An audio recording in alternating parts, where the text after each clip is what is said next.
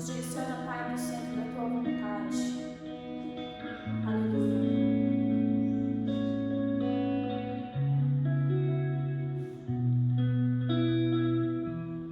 Não se turbe o vosso coração. Crede em Deus e também em mim. Na casa de meu Pai há muitas moradas.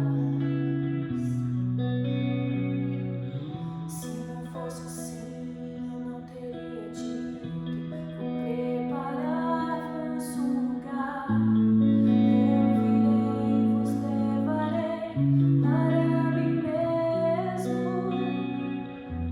Vós conheceis o caminho para onde eu vou. Eu sou o caminho, a verdade e a vida. Ninguém vem ao Pai a não ser por mim. Em verdade eu vos digo, porque eu vou para o Pai. Mas aquele que crê em mim, obras maiores fará.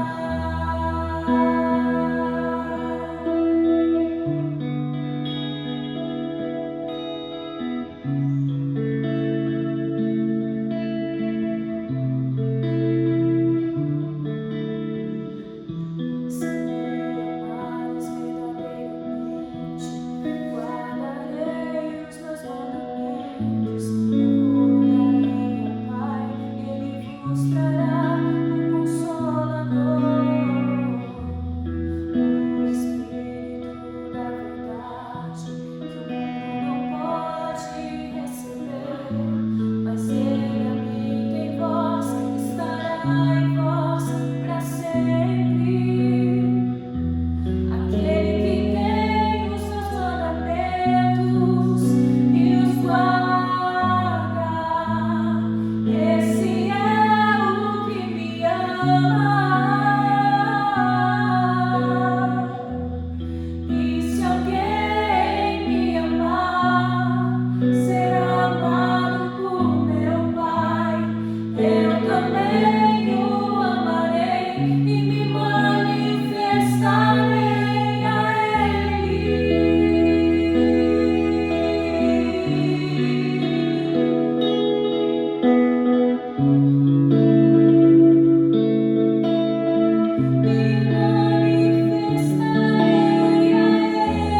Me manifestarei a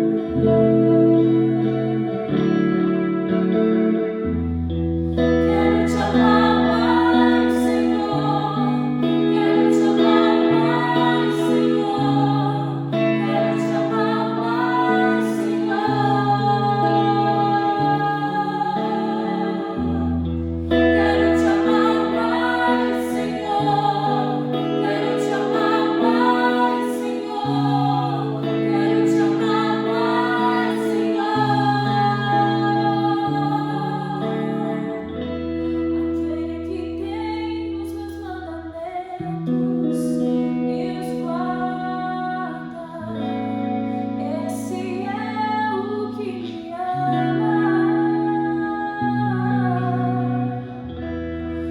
E se alguém me amar, será amado por meu Pai. Eu também o amarei e me manifestarei a Ele.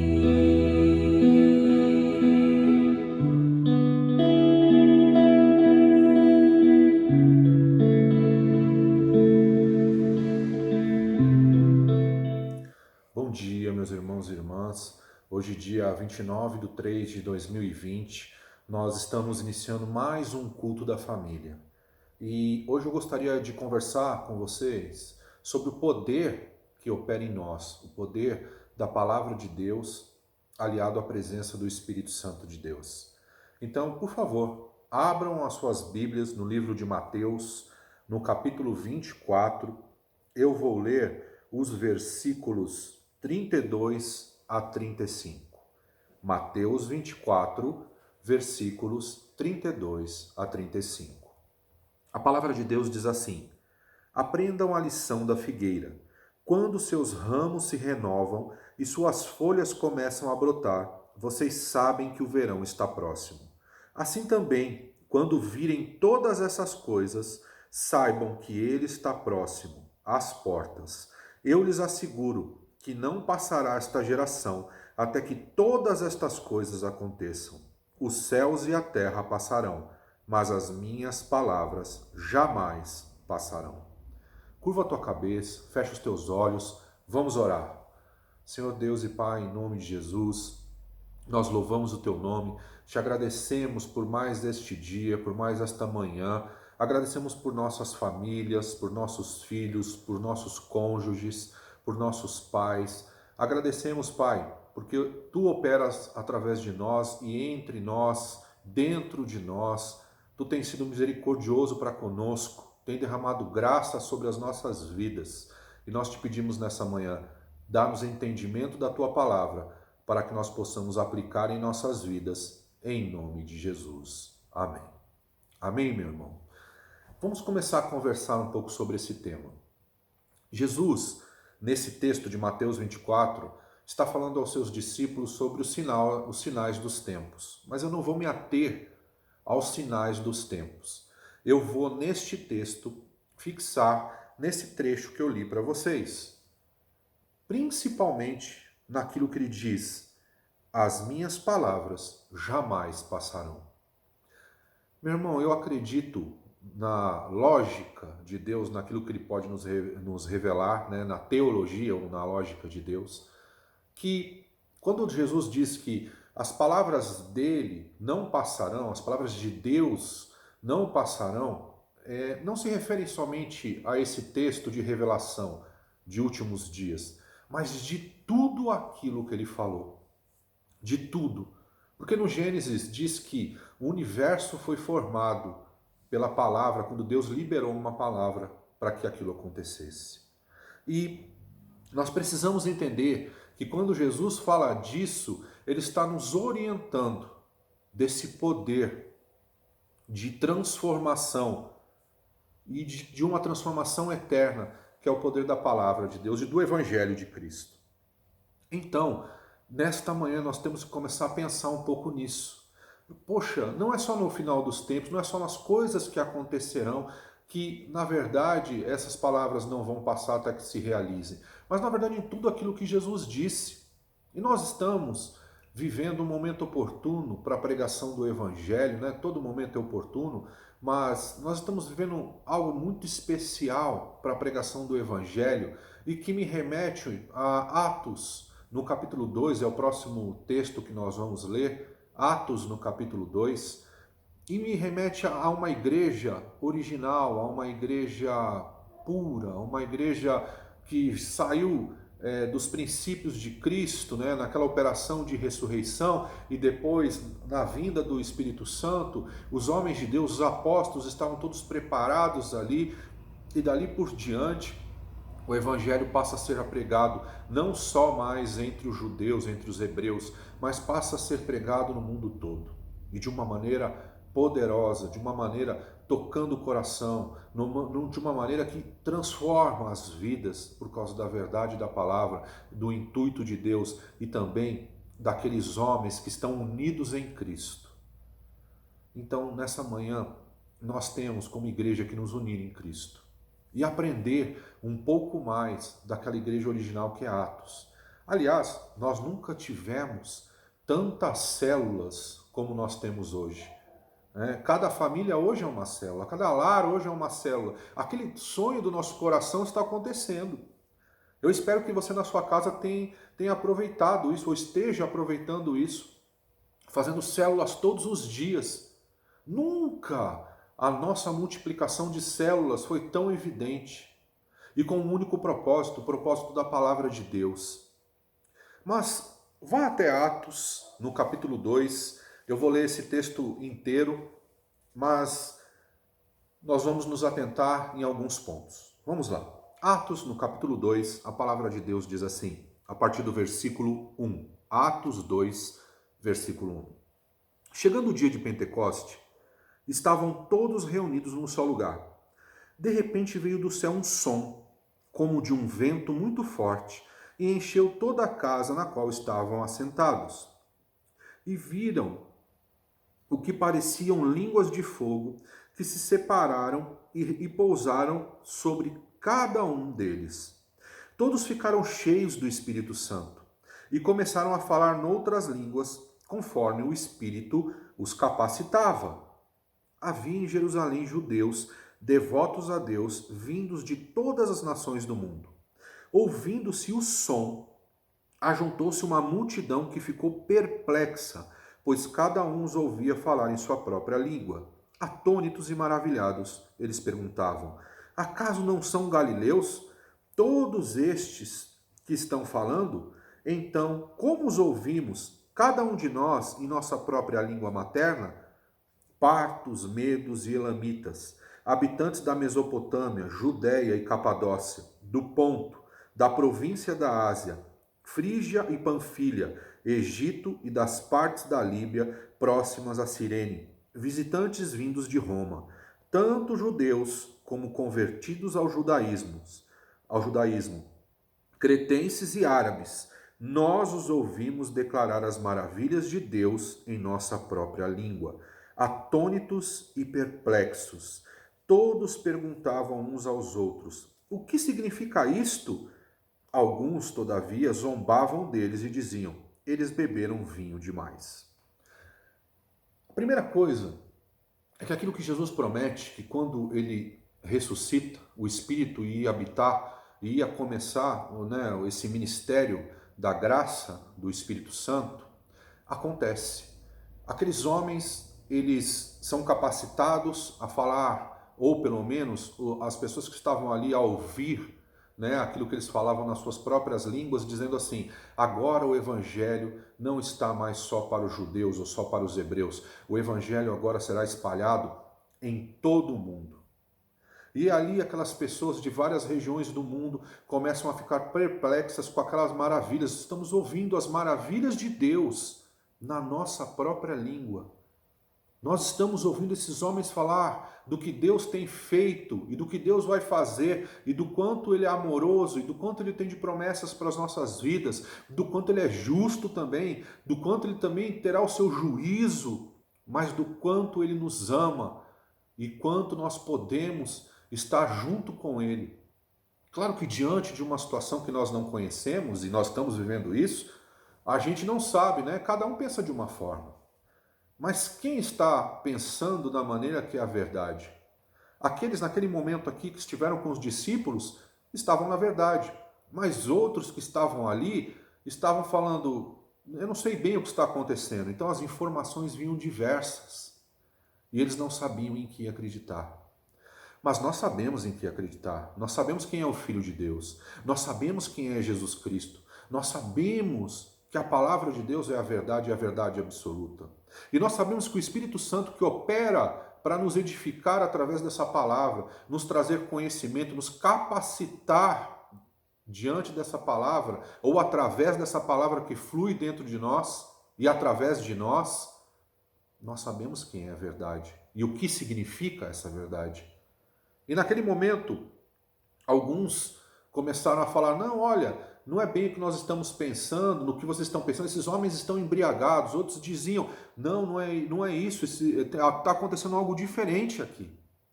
Nós precisamos entender o que está acontecendo.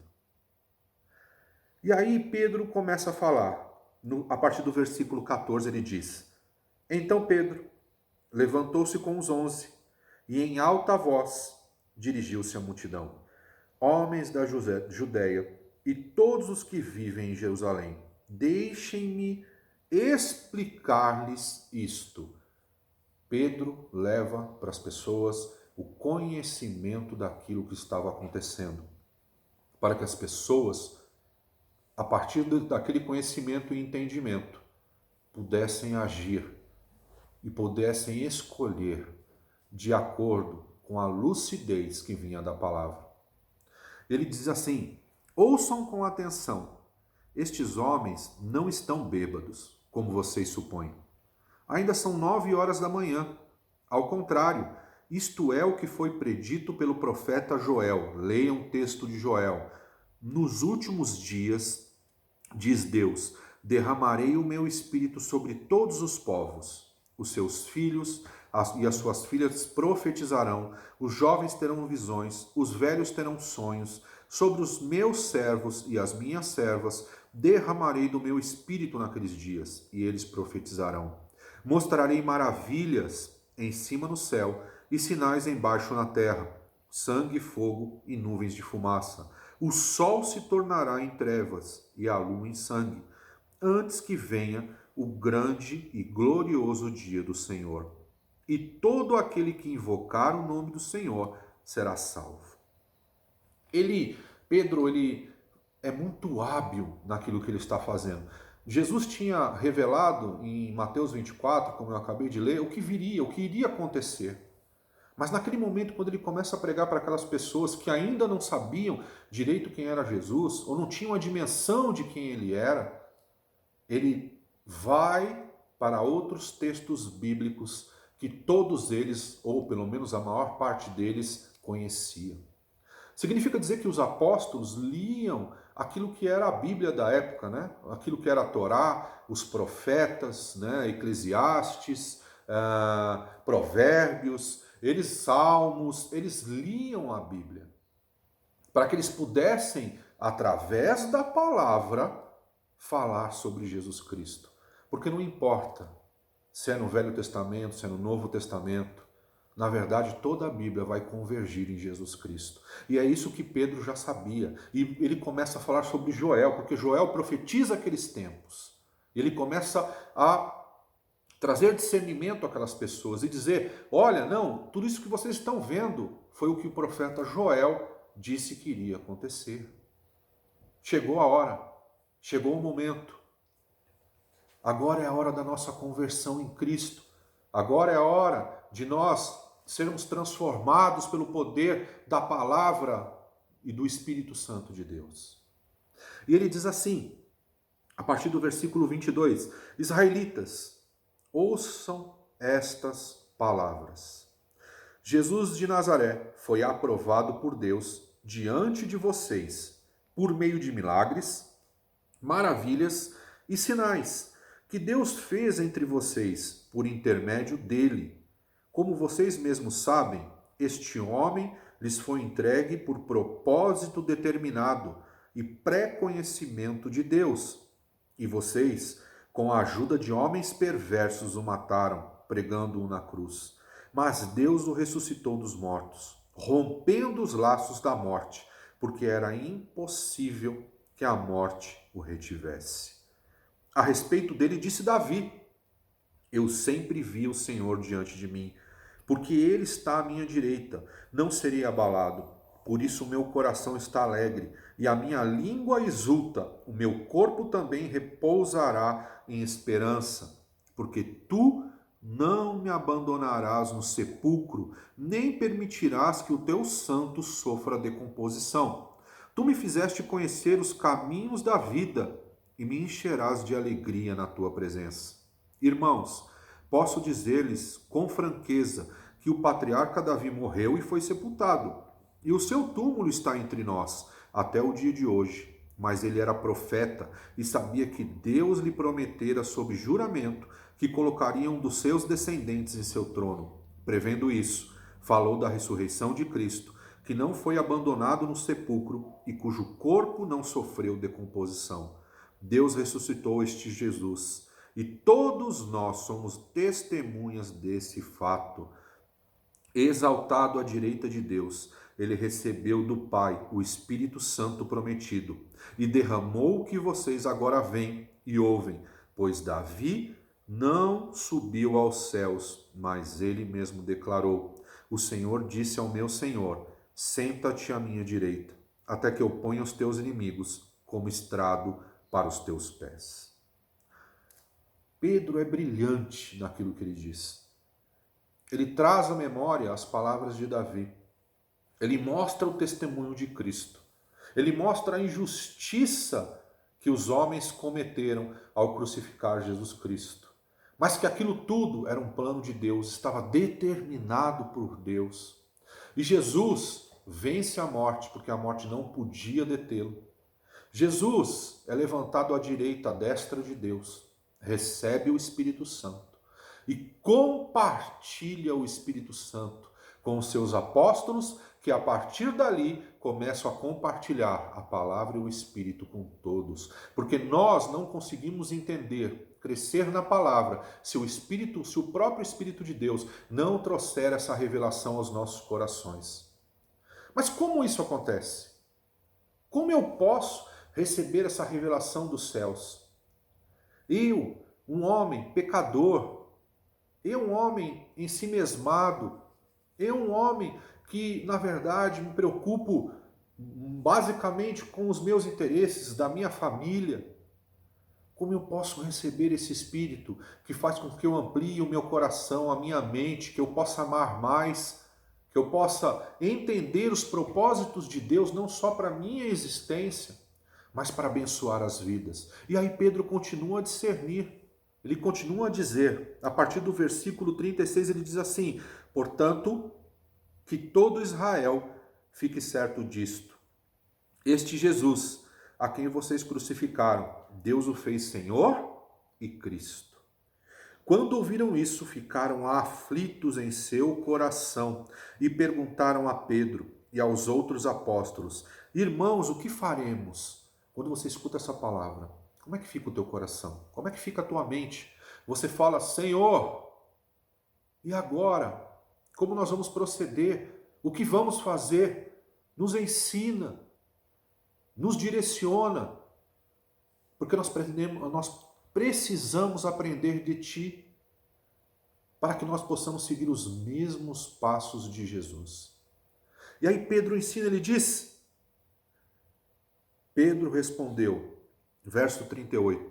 versículo 38, arrependam-se e cada um de vocês seja batizado em nome de Jesus Cristo para o perdão dos pecados e receberão o dom do Espírito Santo. Ele dá o caminho do dom do Espírito Santo. Ele diz a primeira coisa: arrependei-vos dos vossos pecados.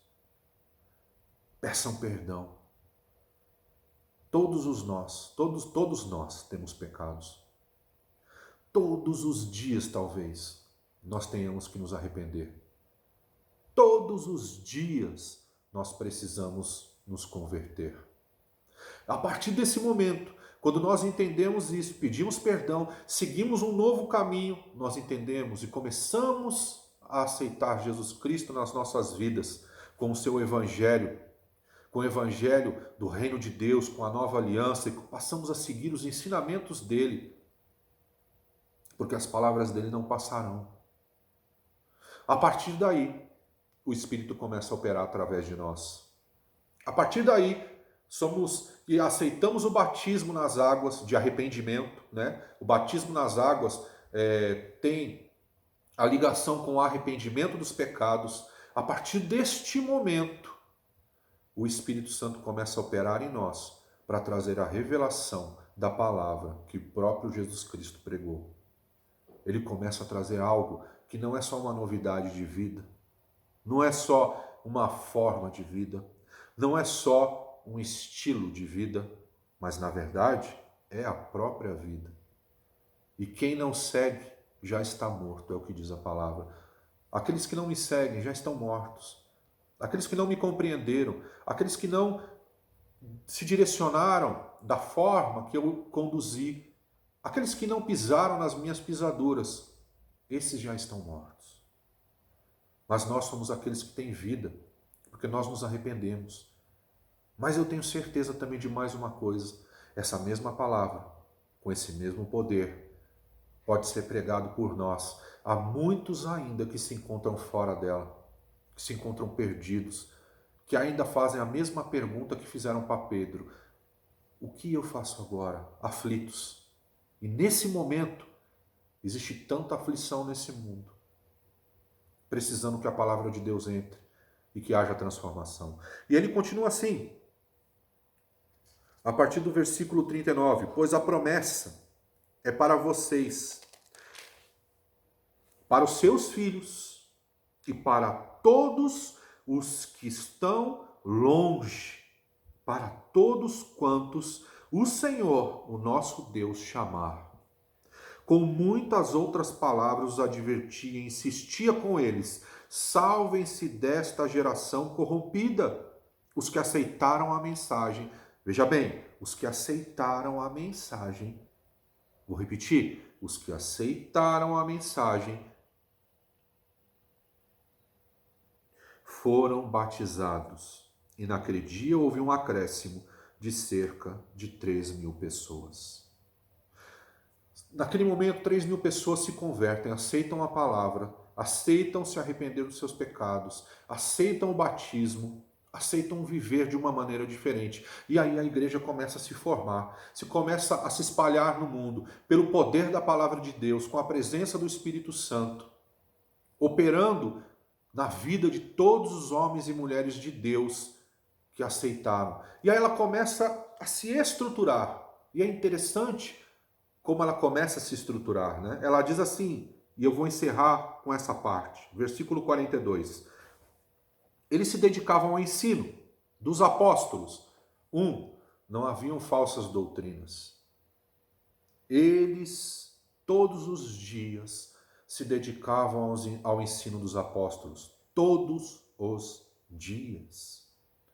Hoje, como eu já disse na semana passada, você tem uma grande oportunidade. Todos os dias você pode se dedicar ao ensino dos apóstolos, ao ensino de Jesus Cristo, à palavra de Deus.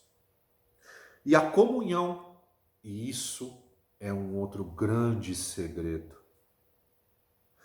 Ao longo dos últimos anos, nós não temos a dimensão do que significa a palavra comunhão. Nós achamos que comunhão é em um domingo na igreja onde tem ceia e ali nós ceiamos juntos, e isso é comunhão. Achamos que comunhão é quando nós nos reunimos para algumas coisas e isso é uma comunhão. Claro, não deixa de ser uma comunhão, mas a comunhão é muito mais profunda do que isso. Presta atenção na profundidade do que é a comunhão. Eles se dedicavam ao ensino dos apóstolos e à comunhão a partir do pão e as orações, ao partir do pão e as orações. Todos estavam cheios de temor, de respeito por Deus. E muitas maravilhas e sinais eram feitos pelos apóstolos, porque o Espírito operava ali. O Espírito operava e fluía sem interrupção, ou sem a barreira dos pecados, ou pelo menos eram muito minimizados, aquelas pessoas estavam entregues a Deus. Os que criam mantinham-se unidos e tinham tudo em comum, vendendo suas propriedades e bens, distribuíam a cada um conforme a sua necessidade. Fique em paz, meu irmão, eu não estou aqui para pedir para você vender nenhuma das suas propriedades, nem entregar nada na mão de uma instituição. O que eu estou aqui tentando te dizer é que quando a igreja opera de maneira verdadeira, de maneira próspera em Deus, ela entende e ela tem consciência de que não basta só que ele ou a pessoa e a sua própria casa estejam abastecidas, mas que todas as pessoas que estão ao seu redor também tenham as suas necessidades atendidas. E era por isso que muitos ali venderam as suas propriedades e bens, para que não faltasse nada a absolutamente ninguém. Eu não estou falando de nenhuma ideologia humana, eu quero deixar isso muito claro. Eu estou falando da consciência do Espírito Santo e do amor de Deus que age através da vida das pessoas. E quando essas pessoas têm essa consciência e esse amor dentro do coração, elas entendem e olham para o lado e falam, mesmo que eu esteja abastecido, não é possível que outras pessoas estejam passando fome, estejam passando por necessidade, porque esse mundo foi feito por Deus para todas as pessoas. Nesse momento que nós estamos vivendo, isso será imprescindível. Nós oramos a Deus todos os dias, eu tenho orado a Deus, tenho clamado ao Senhor para que esse tempo se abrevie, para que o milagre venha, para que o poder opere, para que nós todos possamos voltar a uma vida, se é que eu posso dizer assim, normal, voltar a trabalhar, voltar a ter oportunidades, porque se isso permanecer por mais um tempo, todos nós já estamos cansados de saber que virá uma grande crise financeira, principalmente. Muitos não terão nem o que comer. E talvez seja nesse momento que essa igreja de Atos volte a se manifestar. Eu gostaria muito que ela já tivesse se manifestado há muito tempo, não tendo a necessidade de uma epidemia, de uma catástrofe, de uma peste, ou de seja lá o que for, para que ela pudesse se manifestar. Mas ao mesmo tempo eu entendo que a palavra ela é verdadeira e ela diz que Deus nos aperfeiçoa muitas vezes, ou talvez a maior parte das vezes, nos nossos sofrimentos. E talvez a igreja, talvez, eu não estou afirmando, esteja passando por isso, para que aqueles que são verdadeiramente ou estão verdadeiramente em Cristo retornem para aquilo que todos sempre falaram. Nós queremos ser parecidos, nós queremos ser como a igreja de Atos. Nunca houve uma oportunidade na nossa vida contemporânea como essa. A igreja de Atos hoje pode se manifestar através de nós. Através do estudo da palavra, através do ensino da palavra, através das orações e através da ajuda mútua, porque muitos vão precisar. E ele continua aqui e diz assim, a partir do versículo 46, todos os dias continuavam a reunir-se no pátio do templo, partiam pão em suas casas e juntos participavam das refeições, com alegria e sinceridade de coração, louvando a Deus e tendo a simpatia de todo o povo. E o Senhor lhes acrescentava diariamente os que iam sendo salvos. Oh, glória a Deus! Esse é o momento para isso. De fazer como nós nunca fizemos o bem. De ser, talvez, o que nós nunca fomos, uma igreja como a igreja de Atos. Esse é um momento de transformação. Que a palavra que esteja saindo da minha boca hoje, através do poder do Espírito Santo, esteja entrando no seu coração, esteja entrando na sua mente, com todo o poder que vem do alto, mexendo no seu interior, transformando o seu interior, trazendo para você uma nova forma, literalmente, de pensar a forma de Cristo, a forma da igreja. Nós precisamos adquirir essa forma, a forma do nosso Senhor, a forma da nossa cabeça. Que essa palavra hoje transforme o teu coração, que ela possa alcançar vidas, possa transformar vidas, que hoje haja arrependimento genuíno no Espírito Santo, que hoje haja conversão de mentes e de coração para a palavra de Deus e que você deixe essa geração pecadora, que hoje haja literalmente uma conversão genuína nas nossas vidas. Meu irmão, é isso que eu desejo para você nessa manhã.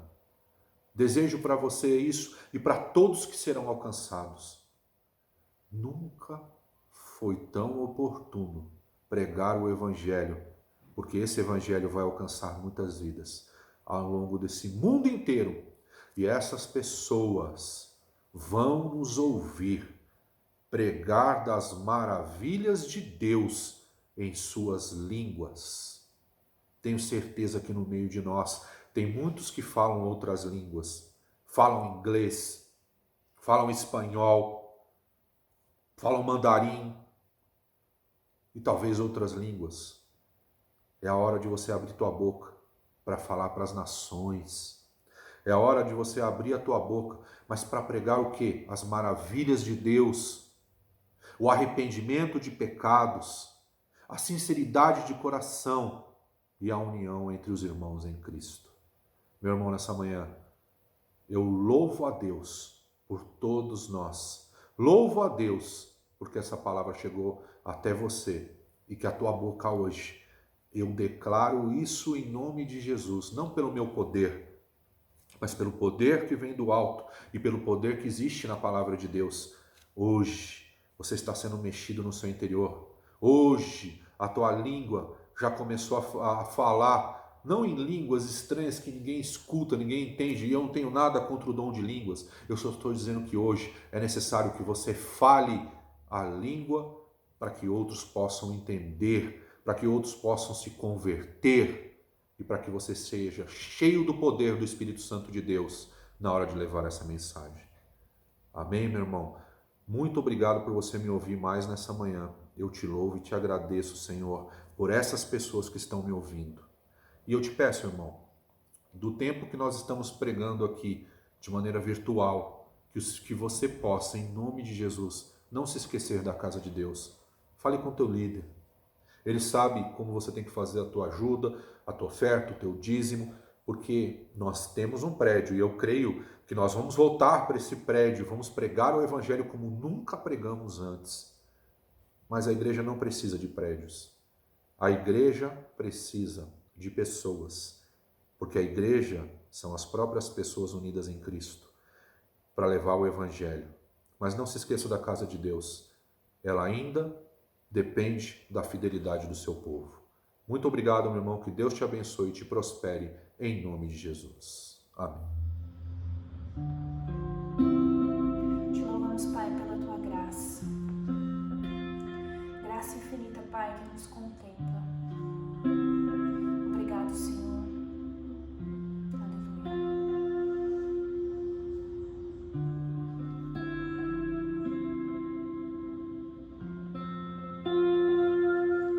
All these pieces broken is scattered, immersing gathered, mended and all, empty-handed, but not forsaken.